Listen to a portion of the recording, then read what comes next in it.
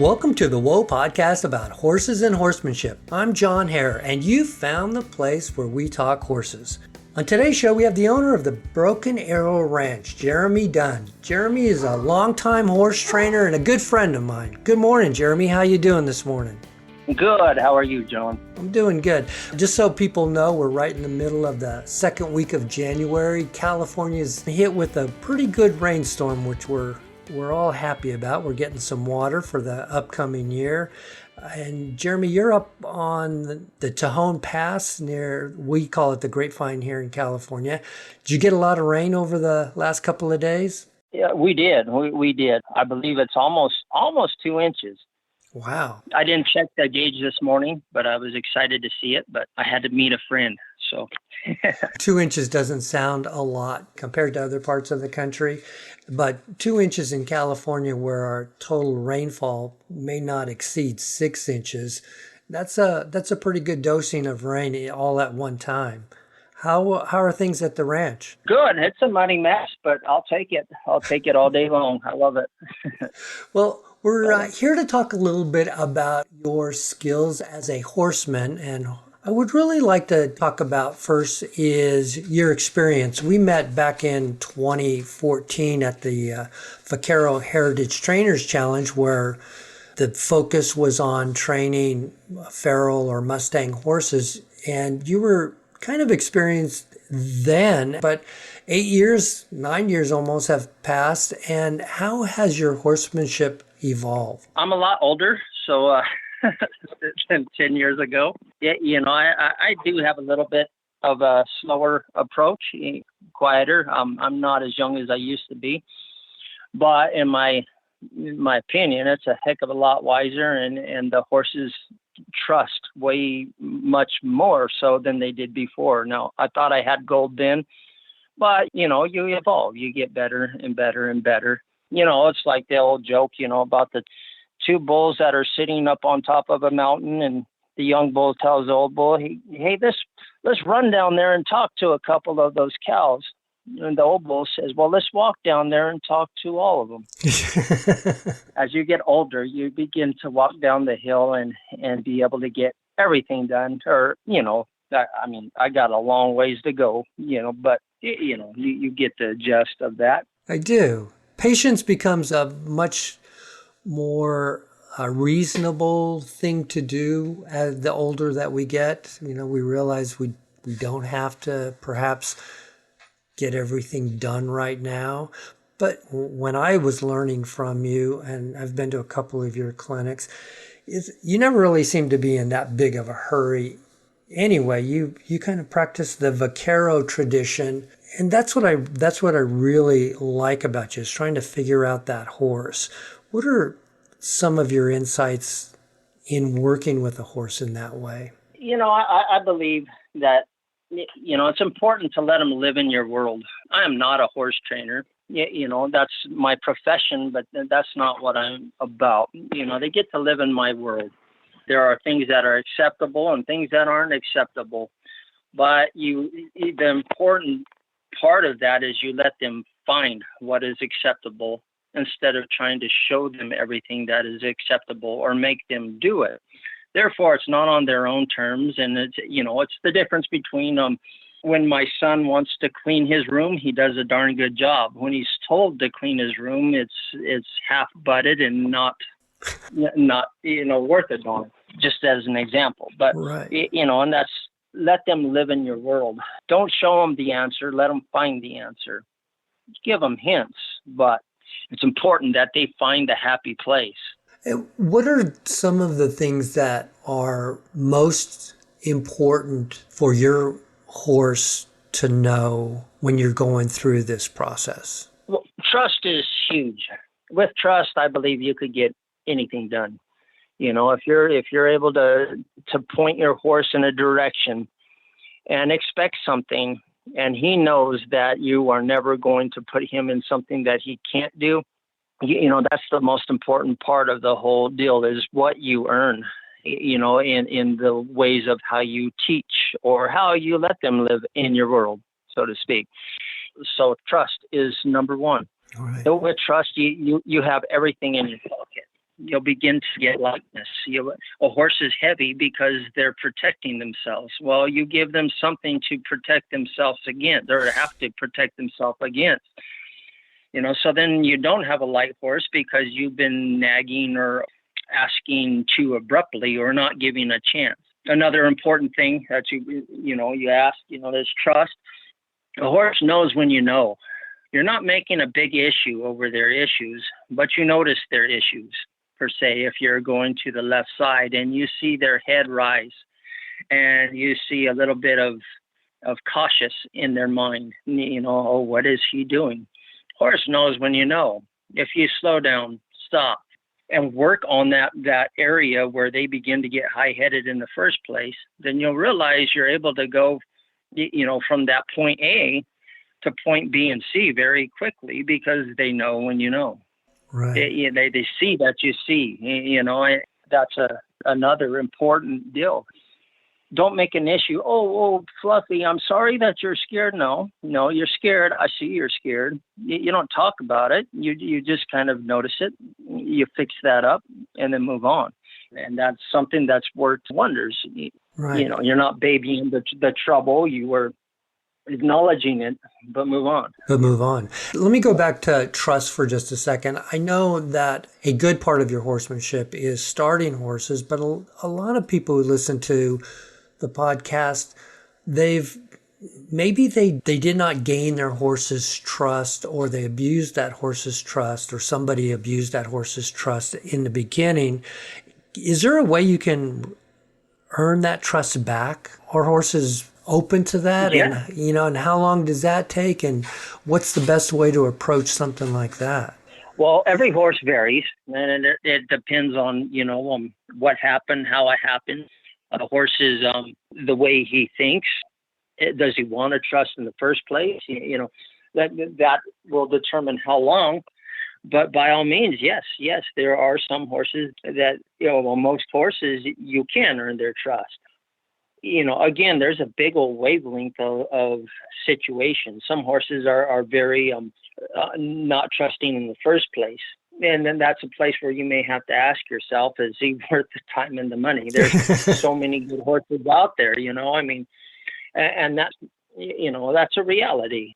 I do not have time to babysit a horse for 10 years until he's good. A horse came in at 5 years old, and it's going to take about 10 years to get this done, to where I could go out and I could tie a calf down outside and I could trust him to do that, because he doesn't trust me in the first place. So it's going to take time to get there. But I have a 2-year-old also. He's more than happy. He trusts anything I say, so that is a line. So there is a give and take as far as what you're asking. Are there some horses that won't comply to trusting once again? Well, I believe they will. I believe it takes a whole lot of time, though, on some of them. That's one of the things I've learned over my short experience working with horses, is that how important that trust is from the very beginning. A lot of times when we get a new horse, don't think a lot of recreational horse owners realize how important that not only trust, but trust from respect, not trust from I'm going to be your buddy and be your friend. And there's a little bit of, I see in the recreational horse owner, of trying to gain that trust through being a pal. And just like you were talking about with your son, you can be friends, but there's got to be that mutual respect in order to earn that trust. Am I going down the right road there? Yes, sir. You have to draw a line. There is a line in the sand that is unseen, but it's very well known. This is acceptable in my world, but this is not. Bad behavior, disrespect is not acceptable. But it's not acceptable from the horse, nor is it acceptable from me. That's a line that's in the sand that neither of us need to cross or can cross. Right. And that's a mutual respect that we, a horse, any type of partner in that area should have that same deal, Yeah, we're kind of here to talk about an upcoming clinic that you're doing at the Flores Ranch in Acton. This is a one-day clinic that's coming up in March 11th. Just so the audience knows, I've been to a number of your clinics and I've always had a good time. I found you to be a very valuable teacher. I always walk away with more than just a few nuggets of wisdom and things to practice with my horse. Can you tell us about what you expect from this clinic in March? Well, I always start with a little bit of groundwork. And it answers the questions that you asked before, as far as trust and things like that. It shows what I'm talking about when I'm saying, I want them to live in my world. Going back to what you said, that was pretty important, about, trust and, respect is and a lot of horses have problems but you've got to let them find it. And when they begin to realize that they're able to find the pieces of the puzzle and place it in the hole that it belongs, there's a lot of confidence that gets built up that way. And where most of us have a problem is we are too controlling. We try to make everything happen. For instance, you may, and I'm not cutting anybody down, but this is, if you go to an English barn or any barn, or, most of the time, 9 times out of 10, when you see somebody pull their horse out, they're holding them by the chin. Well, your arm is only so long and you are manipulating every move they make. They don't have to see where their feet are. They don't have to know where you are because you're telling them the whole constant time. They never have to be on track. They're able to look, with their eyeballs, their ears, everywhere else because you're moving their feet for them. So they never have to participate in their life. You're doing everything for them. So in my clinics, I always start with groundwork. It's like having a partner. If you came to work with me and we're in my round pen, and I use this analogy all the time, I have like 5 gates in my round pen, and they go to different pins. And Now if I said, John, open gate number 1, well, you don't know what number 1 is. But if I turn and I look at it and use body language and have intent on what I want you to do, as I turn and say that's gate number 1, you're able to follow it. Now you may try to go to number 2, but instead of grabbing you and taking you to number 1, I might say, no, John, number 1's over there, or maybe even step into your space make it harder for you to go to gate number 2 instead of number 1. Right. And then they find it. Well, then you'll be able to start to follow direction. You begin to read my body more so and read the small little things instead of, me snapping a finger and pointing. You begin to start seeing where my eyeballs go or my body or how I'm thinking. Now, if you have that and if you're watching me do that, then where's your mind? Your mind's on me. We're partners now. Right. You're waiting for me for a direction. And you're not gawking at the other horses in the pen. You're enthralled in what we're going to do next. You're curious because I'm going to say, hey, do this, and you're going to see if you can do it. You're going to try it. You're going to do it for me, for you, because it feels good. That's how I start most of my clinics. Just simple groundwork. Right, and the horse is engaged then, unlike the example where you said where somebody's holding the halter by the clasp right up at the end of the lead rope, leading that horse's nose around. That horse doesn't have to pay attention, but from what I understand, you're saying you're actually encouraging that horse to interact with you. Right. Well, and he's got a job himself. Everybody, horses, dogs, people, they need a job. They need to be busy. They need to have consequences. They need to have responsibility. So if you give them, half lead rope, 3 feet, 4 feet, whatever, that's theirs to take care of. They need to know because I am the leader. You are the leader. When you stop, they need to stop. If you're holding them by the chin, well, it's just a given, but it's for them to find. Now, if they step all over your feet, well, they're in trouble. That's the line that you don't cross. Right. You need to know where I am. You need to respect my space at all times. And likewise, I need to respect the horse's space as well, but because I'm the parent, I'm the teacher, I do get to reprimand them, sometimes in a gentle way, sometimes depending on the level of respect, it may have to get pretty hard. Right. But it's always fair. Do you use groundwork before you ride every time, or is that a judgment call? Well, yes, I don't always practice what I preach because life is life, but I do encourage, to check them out. Do simple groundwork. It doesn't have to be 15 minutes, doesn't have to be an hour. It could be 3 to 5 minutes, and you could see a lot about their brain. Right. If your horse is a basket case this morning, yesterday he wasn't, but today you moved a different horse, or a horse is somewhere else, and he's concerned and worried about that. Well, you can bet your trail ride, your work is not going to be a top hand material at that time because his mind is somewhere else. Right. So you may have to find a way to adjust it, change the subject, give encouragement as far as giving them something to do that's different, engage their mind.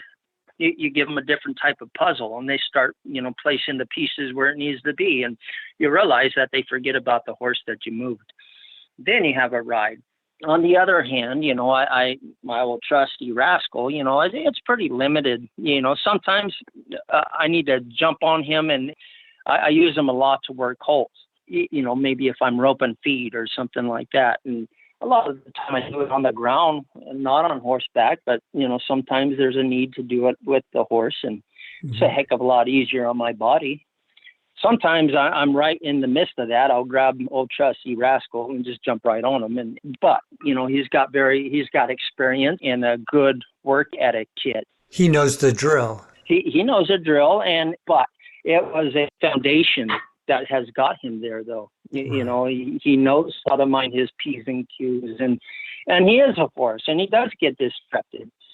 But he also knows to look for puzzle pieces and different puzzles, and so that's why I think it's important to do a little bit of groundwork all the time, but in reality, there's times that it's not going to happen, and so you're always working up to that. It's the same thing, you teach your kids manners, but you do have to turn them loose to go to school, to go to church, to go to different places on their own, and you trust that they know their P's and Q's. Right. Not always do they follow it. Sometimes they get in trouble, but they do know right from wrong. So you start your clinic off and you get everybody kind of lined out, showing them some groundwork exercises, and then everybody saddles up. And what kind of things will you work on under saddle? Well, it's pretty much the same thing as far as groundwork, using body language, but it takes what you've done on the ground and puts it on the horse's back, because what you're doing on the ground is a straight path to what you're doing on their back. The difference is you can see them and they can see you. The whole question is, can you feel them or can they feel you? And because we're not face to face. Like I'm talking to you now, we're side by side doing the same thing. Can you feel that? Because it's not about directing them and showing them what to do. It's about feeling what you're feeling a direction. Because, like I was saying before, you're working with me and I tell you with my mouth to go to gate number 1. Now, as time goes by, I'm not even going to tell you anymore. I'm going to look up, make eye contact, make sure that you're with me. If I'm on the horse's back, I can feel if he's with me, and I'm merely going to look at gate number 1.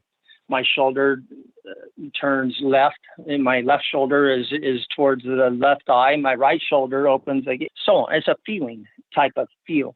And that's what I'm looking for. And that's where not everybody has to be, their goal has to be the Vaquero Heritage. They don't have to get into a spade bit, or that's my goal, because it's something that's very much earned. It's playing classical music on a fiddle instead of Oh Susanna. I mean, there's nothing wrong with Oh Susanna, but if you could put a little bit of a classical feel in it, you make that song so much, wow, that's cool. Never knew Susanna could sound like that. What levels of horsemanship? I know that the clinics that I've experienced with you, you kind of cater to whatever somebody needs. There's usually a small amount of people in the clinic, anywhere from 8 to 12 or so. And you look at everybody's level and get somebody doing something based on what's available to their levels. Is there a particular level of horsemanship that you're inviting to people to this March clinic? All classes. The beauty about, you say you have level 1 through 5, whatever. The thing of it is, even though you may be at 5, level 5, and top hand, kindergarten was an important class for me, and it's really nice to see that again.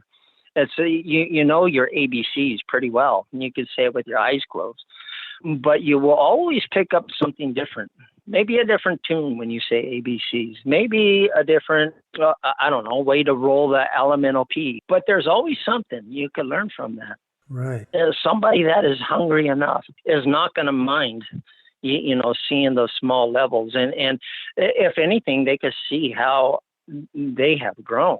Yeah, and that is something to look at in itself. That puts a big badge, if you will.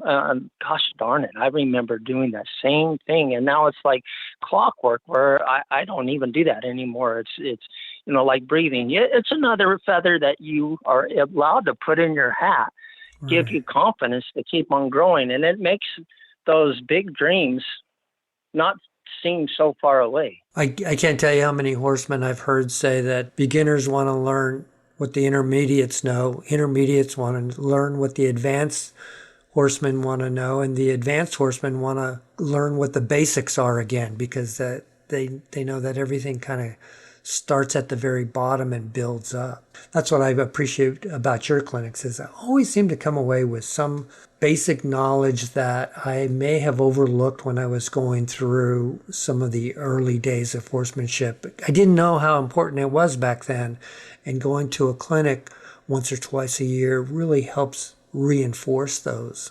Definitely. Another thing is in my classes and in my clinics that I talked about the ABCs, kindergarten.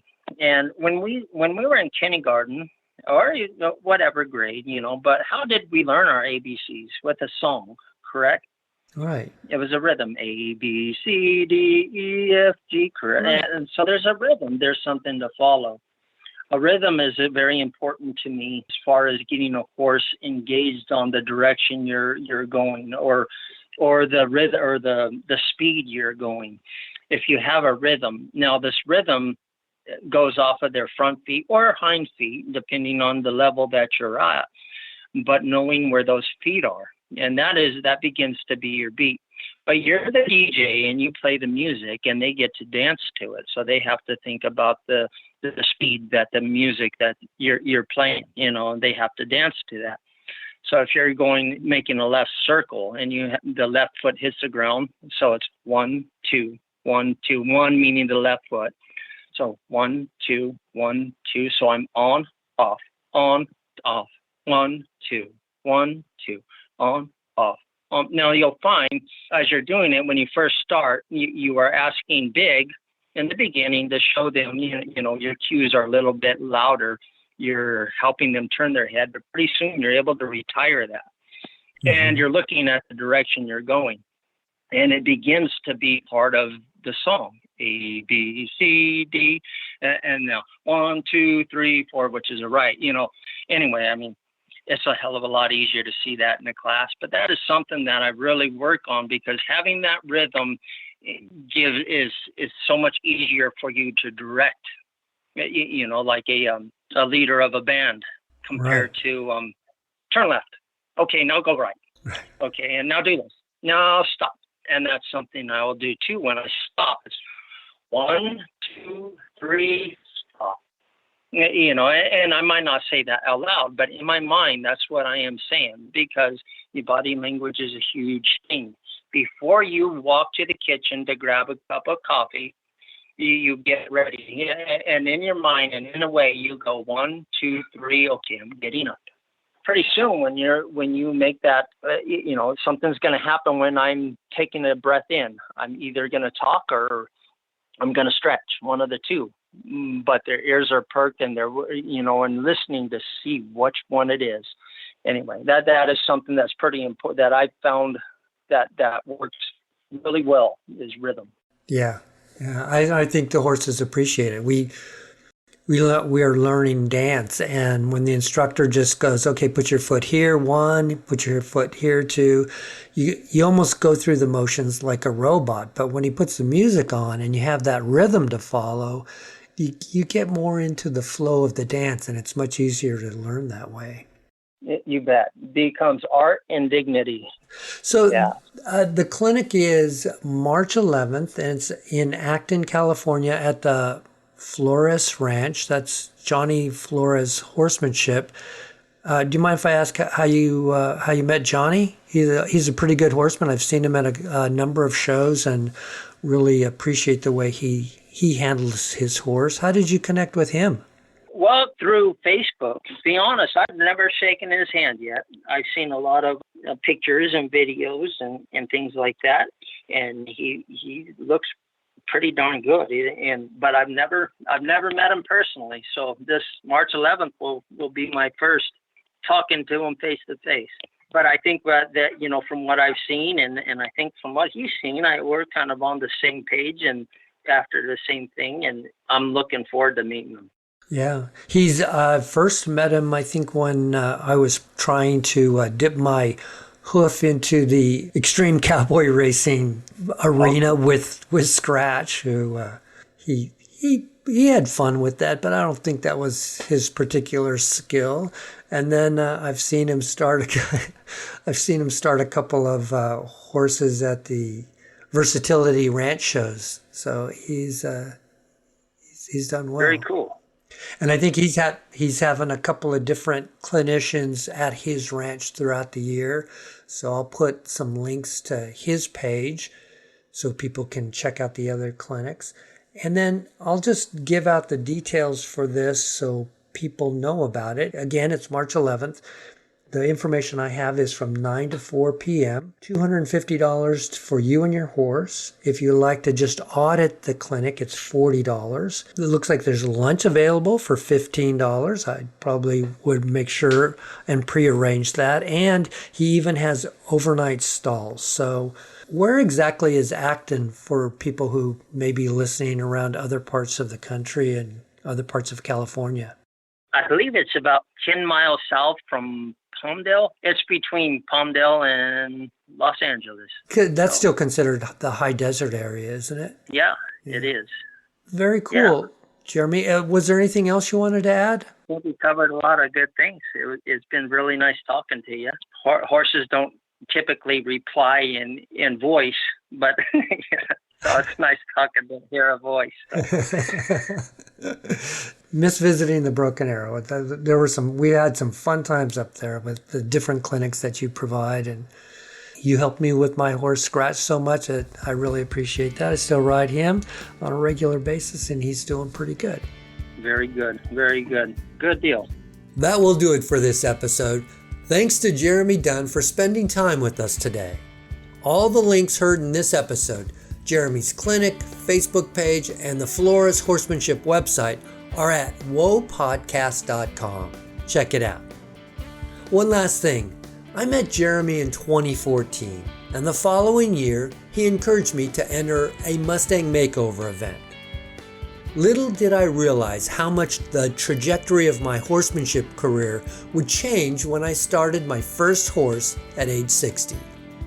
There were more than a few challenges, and Jeremy was always available to offer advice and suggestions. But just like he said in today's interview, he wanted me and my horse to find the answers on our own. I really appreciated that. As far as horseback riding goes, December and January are slow months for Renee and I. The holidays, family commitments, and the weather make getting out and riding a little tougher. Plus, this year we caught that creepy crud going around.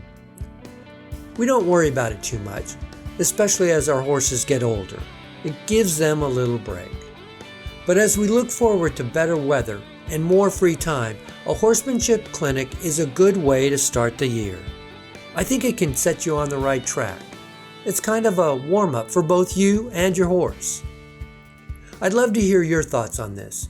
Is there downtime with you and your horses? Do you go to clinics? Who are some of your favorite trainers? Let me know. My email is john@whoapodcast.com, or connect with me on Facebook, Twitter, or Instagram under the name Whoa Podcast. I'd love to hear your approach. Thanks again for listening and sharing the podcast with your friends and riding buddies. Until next time, for Renee, this is John Hare saying, go have some fun with your horses. Bye-bye, everybody.